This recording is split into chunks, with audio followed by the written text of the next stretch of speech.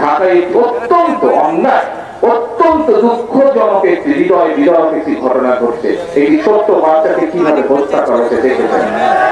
এখন এখন আমরা প্রথম থেকে বলে এসেছি যে আইনের দৃষ্টিতে কোন ব্যক্তি যদি অপরাধ করে তার শাস্তি পেতে হবে।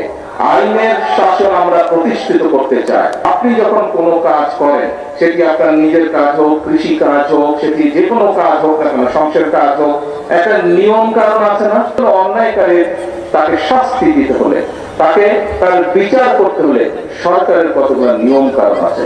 দেখেছেন আপনারা, কিছু সংখ্যক মানুষ একটা পরিস্থিতি তৈরি করার চেষ্টা করছে, রাস্তাঘাট বন্ধ করে দিচ্ছে, যানবাহন চলাচল বন্ধ করে দিচ্ছে, এখানে আগুন ধরাচ্ছে, ওখানে উত্তেজনা সৃষ্টি করছে।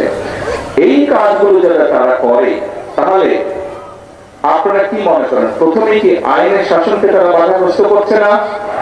আইনকে আইনের মতন কি চলতে দিচ্ছে? দিচ্ছে না।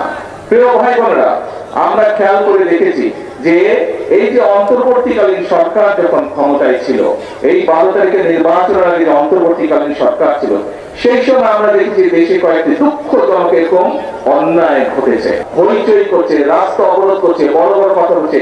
সেদিন কিন্তু তাদেরকে আমরা মাঠে দেখিনি, সেদিন কিন্তু তাদেরকে আমরা দেখিনি যে তারা অবরোধ করেছে। তাহলে কি আমরা ধরে নেব আজকে যেহেতু জনগণকে 12 তারিখের নির্বাচনে বাংলাদেশের জনগণ যেহেতু বিএনপি কে ভোট দিয়ে সরকার গঠন করতে ক্ষমতা দিয়েছে, সেই জন্যই তাদের জ্বালা হচ্ছে এবং এই জ্বালার কারণেই তারা এইসব কর্মকাণ্ড করছে? তাই তো আমরা ধরে নেব, তাই নয় কি?